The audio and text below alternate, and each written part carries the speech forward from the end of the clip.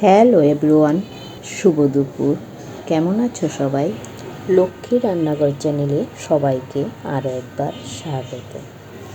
আজকে দুপুরে নিরামিষ রান্না করলাম, আর থালিটা নিরামিষ দিয়ে সাজিয়ে তোমাদের দাদাকে পরিবেশন করলাম। প্রথমেই থালাতে ভাত রাখলাম, বেগুন ভাজা, একে একে সব রান্না বাটিতে আমি সাজিয়ে নিলাম।